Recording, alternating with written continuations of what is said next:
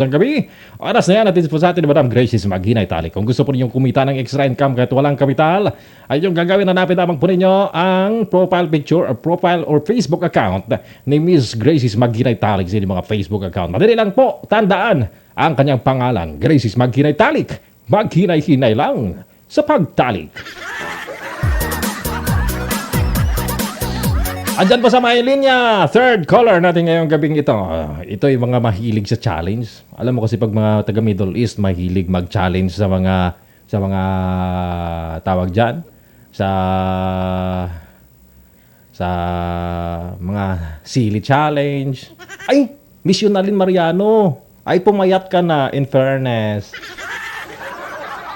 DJ, Ano? kung may talon ka, may pipino ako. Ha? Sino mas mahaba? Ikaw, hulaan ko kung gaano kahaba yan. Ganyan lang. Ganyan. Mga asing ko yan. 5 or 5.5. Tingin ko. Pero masarap. Masarap. Ay, mas masarap itong talong ko kaysa sa pipino. Alam nyo kasi pag kumain kayo ng pipino, di ba parang may tagok? Alam mo yon, parang may puti na pag kinain mo, ma-upload, magaphal. Anong tawag? Oh, May laway. Hindi. Parang pag kinain mo kasi ng hilaw, di ba? Usually naman kasi kinakain talaga ng hilaw yung pipino. Kaya pag kinain mo kasi yan, parang may tagok May dagta. Oo. Pero itong talong ko, walang dagta to. Ata lang. Oh. Itong talong ko walang dagta, pero may ata.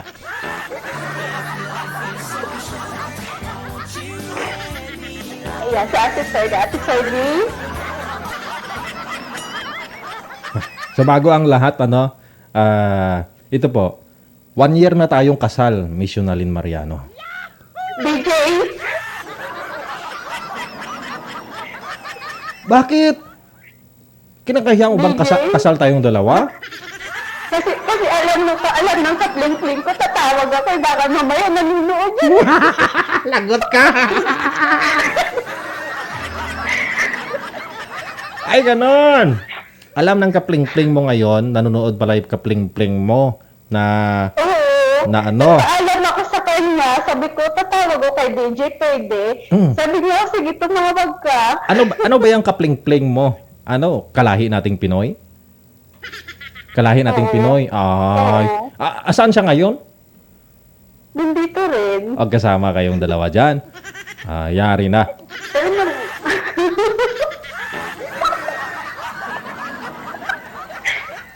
Isang taon na kaming kasal nito ni Miss Yunalin. Hindi niya alam? DJ?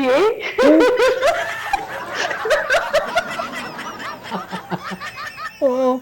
Ay, baka mag-away kayong dalawa. Hindi. meron kasing binigay si Miss Yunalin sa akin last year na hanggang ngayon andyan pa rin, no? Hindi natutunaw. So, isang taon na binigay niya sa akin. Wala pa, December pa, DJ. Hindi, December yun. Oh, December yun December mo kaya natanggap yun. Ay, isang taon na mahigit. Wala pa. Wala, Sa December, sa Taiwan pa ako. Kasi di ako makamapod dun sa talong mo nakaganyan kaya Oo nga. yung pepino ko. Oh, Iniba niya yung kwento, tingnan niyo. Iniba niya, takot sa kapaling-pling niya.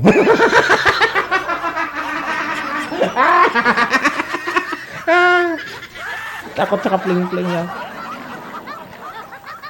Iniba ni Miss Yunalin Mariano yung kwento. Oh. Talong talaga yung pinagsisikan yung kwento. Ayaw niyang kwentuhan yung kasal kaming dalawa. Alam ko, binigay niya to last year. Ano to Binigay niya to last year sa akin. Mga birthday ko yun April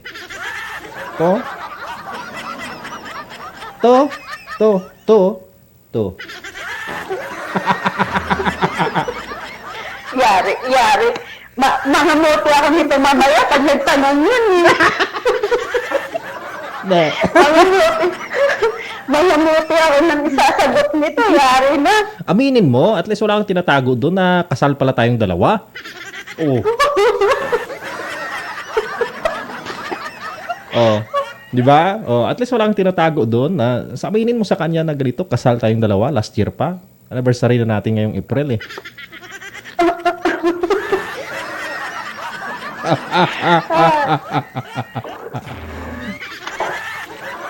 Sige. Alam mo kasi, alam ko naman mahilig ka sa mga challenge kasi kikita. Aragay. Oo. Mga taga. Nakita ko lang kaya yun. Nakita ko lang yun sa wall ko. Tapos sinubukan ko lang. Yung alin doon? Nakakalahating sili lang ako. Sumaki- Sakit sa lalamunan pala. Masarap pa yung ano. Oh. Ngayon yung talong sa buong buhay mo, gaano kahabang talong ang naranasan mo? Matanong ko lang. Siguro mga... Gaano kahaba? Siguro mga mga 5 ay hindi 5, 6. Mga 6 inches, yun ang naranasan mo. Pero itong kapling-pling mo Oo. ngayon, yung kapling-pling mo ngayon dyan, gaano kahaba yung talong? Parang ganito lang eh. Putsa, sinuka talaga. Di ba? Paano yun? Nagkikita kayo ng personal dyan? Nagkikita kayo ng personal ng boyfriend mo, ng kapling-pling mo? Oo, DJ. Isang beses sa loob ng 3 buwan. Minsan 4 na buwan. Ay, ganon? Grabe din ano, tagal. Buti nakaraos kayong dalawa. Pero saan ka nga? Sa may Saudi? Sa may Saudi ka, di ba? Nakakaraos kasi may kamay naman. Oo, may kamay. Di ba sa may Saudi ka? Oo. Oh, pero mabuti nakapagkita. Pwede kayo magkita ang dalawa dyan, na ganito para may privacy kayong dalawa, para mahawakan mo yung talong niya, makain mo yung talong niya, ganon. May bahay kami na inuupahan. Ah, ganon. Wow, ha. Akala ko bawal dyan maggaganyan, mag-meet up, magpagkita, ganyan. Pwede rin pala. Bawal lang yun pag may nakakita, pero pag wala, di walang bawal. Subali, sabay din kayo naglalakad, sabay din kayo papasok doon sa bahay na yun, or ano? Or Hindi, nauuna po siya. Nauhuli ako bumaba ng sasakyan. Siya muna pupasok, tapos bababa ako. kasi DJ, mahirap na eh. Baka mamaya yung pagbaba mo ng sasakyan na sabay kayo, pagbaba mo may tao sa gilid, pulis na pala, o di nangyari. Pero ano yung bahay na yun? Parang bahay talaga siya na kapling-plingan, bahay pling-plingan, o... Oo, parang hotel talaga, DJ, kasi lahat ng pumupunta doon yung mga nag-video talaga na may mga boyfriend. Ah, ganun.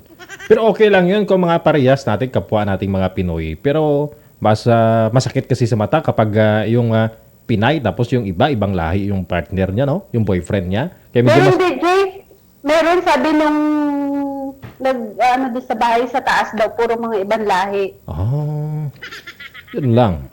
Pero matagal na kayo ng kapling-pling mo, Miss Yunalyn? Matagal hindi, 4 years na. Wow. Oo, di ba? Akalain mo yun, 4 years, ha? Oh, pling-pling pa tawag doon. Boyfriend na talaga. Dapat naka-engage na kayong dalawa noon. Kasi pling-pling lang yun kasi may asawa siya eh. Ha?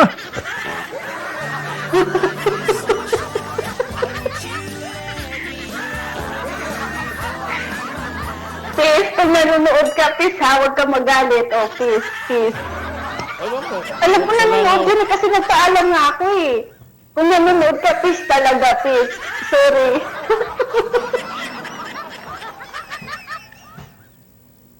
DJ, di ko alam na may asawa siya. Nalaman ko 2 taon na kami. Sabi niya sa akin, patay daw yung asawa niya. Tapos nalaman ko. Patay na yung asawa.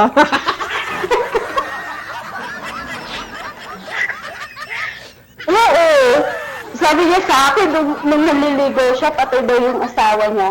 Tapos yung 2 taon na kami, nagbakasyon siya sa Pilipinas. Oh. Hindi niya alam na may isa kang FB na ginawa. Ah. Kasi blinak ako ng mga anak niya eh. Doon hindi ko nakita. Nung ginamit ko yung isang FB ko na ginawa, doon ko nakita na okay pala sila ng asawa niya. kaya kaya pling-pling lang yung sa akin. Kasi pag umuwi siya ng Pilipinas, doon siya sa asawa niya. Bakalintigan, gido. Wow. Ganito. Noong niligawan ka nitong kapling-pling mo na ito, 2015 pa, no? Tama? 2015? Oo. Oh. Noong niligawan ka niya, sabi niya na patay na yung asawa niya. Ganoon. Oo, sabi ko, ilang beses ko siya tinanong, sabi ko, magsabi ka ng totoo kung okay talaga kayo ng asawa mo, para hindi mo tayo tumagal. Oo. Sabi, hindi, patay na talaga yung asawa ko, patay. O siya ng 2 taon, nalaman ko, okay pala sila ng asawa niya. O, diba?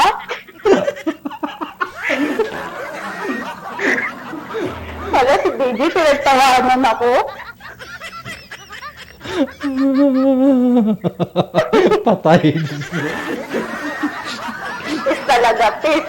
Hindi. Sorry talaga kung nanonood ka, ha? Hindi sana, kinumpirmar mo kung talagang totoo. Dapat inanapan mo ng death certificate. Hindi mo inanapan.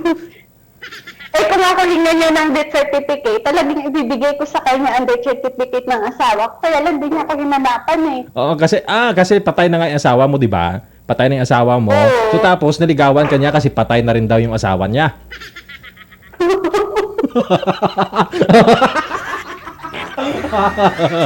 Yari, tapos nakita ko, mas malakas pa pala sa akin yung asawa. Grabe talaga. Ewan ko, bot sa langaw. Nagbabadminton pa pala yung asawa niya, nagbabasketball. Ikaw, nagbubuhat lang sako-sakong asukal dyan. Oh, tapos, hindi. Wala talaga. Tapos sabi ko, ano ko na, may asawa ka pala eh. Aba, dinala ako dito sa drama-drama. Sabi niya, sige, magpapakamatay ako dito. Oh. Aba, sabi ko, baka nagagawin niya, magpakamatay. O di ako naman una nanuyo sa kanya. Sige na, wag na, bumalik ka na dito. Okay na tayo ulit. Nauto ka ulit. Ay, ganun. Ay, lilintigan. Hindi ka kabuhi. Nasa kalibutan, oo. Ganun na talaga. Madali yata mauto eh. Uto pa mo. Sige, pauto pa. Ambot. Sa pare, nung niligawan ka niya, hindi mo naman sinecure yung sarili mo na ganito, kailangan mo ipakita sa akin yung death certificate ng asawa mo. Talagang para maniwala ako na patay na yung asawa mo. Dapat kinanon mo misyonalin. Siyempre, DJ, naniwala ako kasi nakakausap ko yung nanay niya, yung tatay niya, tapos yung mga kapatid niya. Siyempre, naniwala ako. Kala ko talaga totoo. Patay yung asawa. Kala ko talaga. Yun pala. Napakamot lang ako sa iyo. Nalaman ko buhay pala.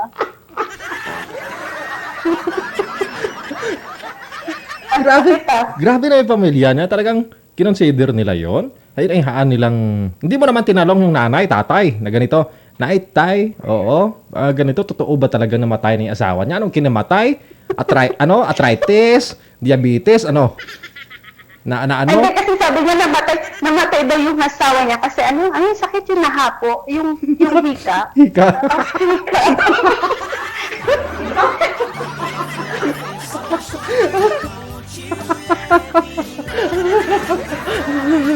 Yun daw, hika. Sabi ko, bakit nakakamatay ba yung hika? Oo daw, pag malalang hika, namamatay daw. O di, syempre, naniwala ako. Yung pala, binibilhan niya pa nga ng gamot, pinapadalhan pa ng pambili ng gamot. Paano mamamatay?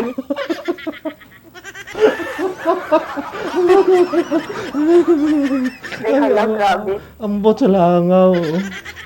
Ewan ko, bot sa langaw. Tapos ngayon, kasi nga sabi ko sa kanya, maghahanap na ako ng iba kasi naman asawa ka, di rin naman tayo pwede. Oo. Sabi niya, huwag kang mag-alala, pag uwi ko, sasakalin ko na lang yung asawa ko para tuluyan mamatay. Bastos yun, ha?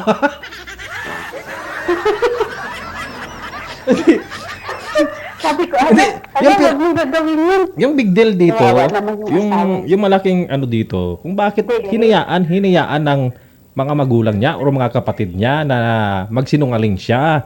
Ganon, bakit tinakpan din itong mga magulang niya at kapatid niya na sinabi sa'yo na patay na, ibuhay pa naman?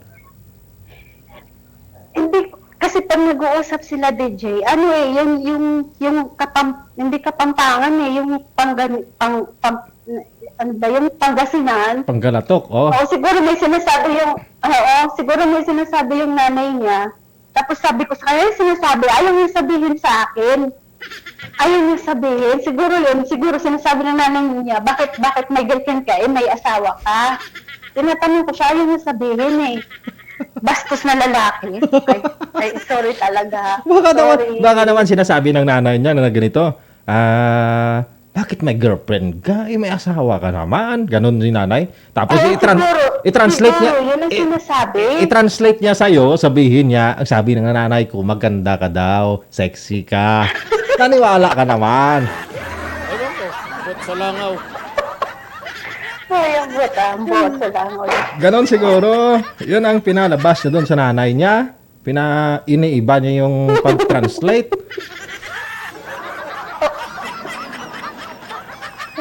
Ambot. Ewan Ay, ko, bahala nga bot sa siya. langaw. Bahala nga siya, DJ. Sabi ko sa kanya, bahala ka. Basta hindi naman ako umaasay. Alam ko naman na kung ano yung totoo. Pero alam mo naman yung mga consequences siguro na walang forever pag sa ganitong komplikadong sitwasyon, no? May plano niyo, sakalin niya na lang talaga yung asawa niya para tuluyan na mamatay? Ano? Ayun, sabi niya, sasakalin, pwede ba sabihin? Habang nagpapasarap daw sila, sasakalin niya na lang daw para daw...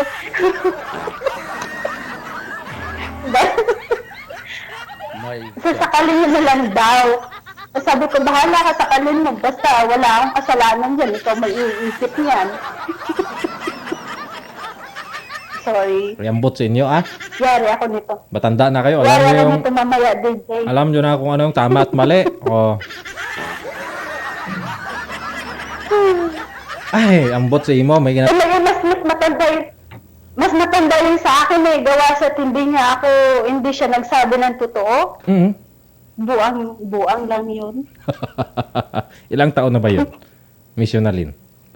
40. 40? Yung DJ ako? Hindi, siya. Yung 45. Ikaw? 31. 31. Tapos 45 na siya. Oo. Pero alam kaya ng asawa niya na kayong dalawa? Hindi. Ang sabi niya siguro sa asawa niya, dati nalaman. Nilisis ako ng anak. Siguro sinabi niya, wala na kami. Kaya nanihimik yung pamilya, yung asawa at anak niya. Nanahimik, hindi na ako inaaway eh. Mag-isang taon na din nila ako minimisis. Isang taon na din nila ako inaaway. Siguro, sabi niya, wala na kami. Yung siguro sabi niya, wala na kami. Aba. Ewan ko, bot sa langaw. Sige. Yari ako nito mamaya. Napachismis na naman. Malamang.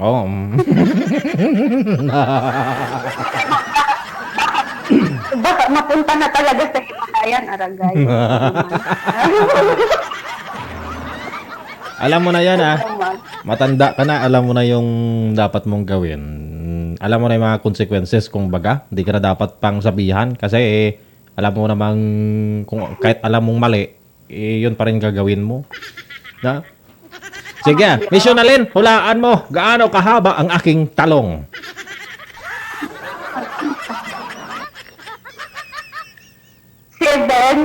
7. Sabihin mo, isahan lang. 7. Or 7. Dalawa yung pwede kong kunin na sagot sa'yo. 6. 6 yung isa. Tapos yung isa ano? Yun lang. 6 lang. 6 lang talaga? Oo. Kasi maiksi lang yan eh. Tapos gumanon lang, oh. Hindi. Dapat yung size nito, mamaya, straight to eh. Straight to pagsukat ko mamaya. Ganon. Straight. Siyempre, pag tulog to, naka-straight yan. Pag tumayo yan, nakaganon talaga yun. Oh, nakatiko. Nakatiko. Sige, 6. Pag nakatayo. 6 lang. Ha? 6. 6 inches. Sigurado ka? Straight ha? Straight. 6 inches. 6? Sige. 6 inches daw. Paborito niya yung 6 inches. Sige, si Miss Yunalyn Mariano. Ayaw mo, binibigyan pa kita ng chance. Isa pa. 6 inches yung isa, yung isang sagot mo ano? Ano ba premyo? Isang sakong talong pag nanalo? Oo. At tapos saan ko gagamitin yung isang sakong talong? Ikaw, pwede mong kainin sa umaga, tanghali, hapon, merienda, gabi, hapunan, tapos midnight snack na naman.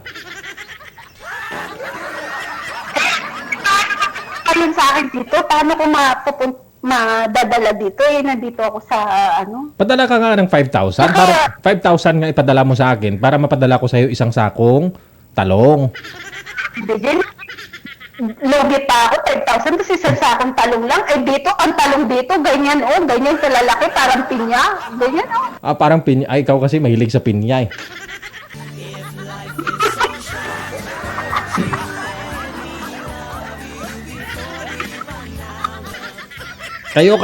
Kasi kayo mahilig kayo magpa-trending ng mga eksena na taga Chimpugata pa, 2010 pa sa website ng porn, kinopya lang, pinasa sa Messenger, tapos pinasa-pasa.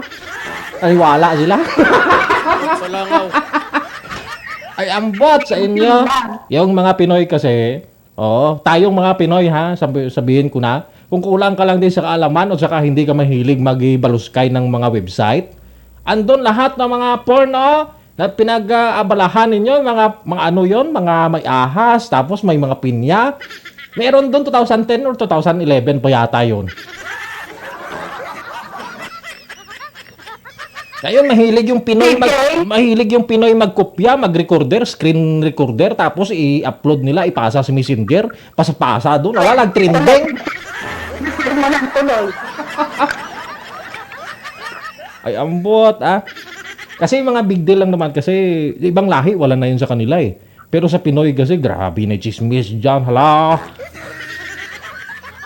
Ewan ko. Ambot sa Siyempre, langaw. number 1 ang Pinoy sa chismosa eh. Diba? Ang chismis pinag-usapan, number 1 din ang... Kaya nung makita ko, puro pinya yung pinag-usapan ito. Ano yung pinya na to, Nanay Perle? Pinasa Nanay Perle. Ayan, DJ, Hindi nakita ko na yan dati pa. Hinanap ko nga.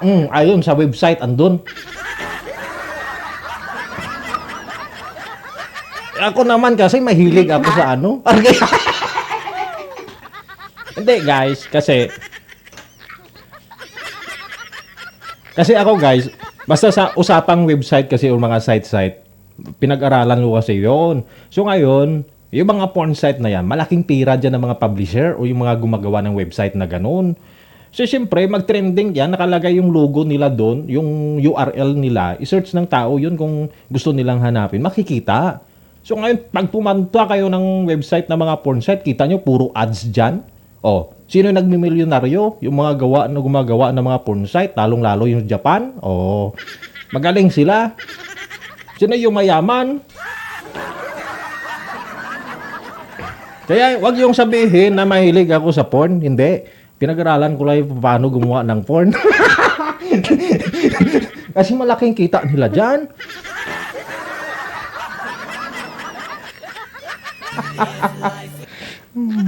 Ngayon na.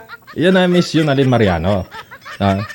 Yan na Miss Yunalyn Mariano. Yung sukat sa is. Sa is, 6 inches ha? 6 inches? Oo. Talaga si Biggie sa 6 inches. 6 inches. Sige Miss Yunalyn, maraming salamat Good luck sa'yo. Abangan mo maya kung ikaw manalo ng isang sakong talong, ladies and gentlemen.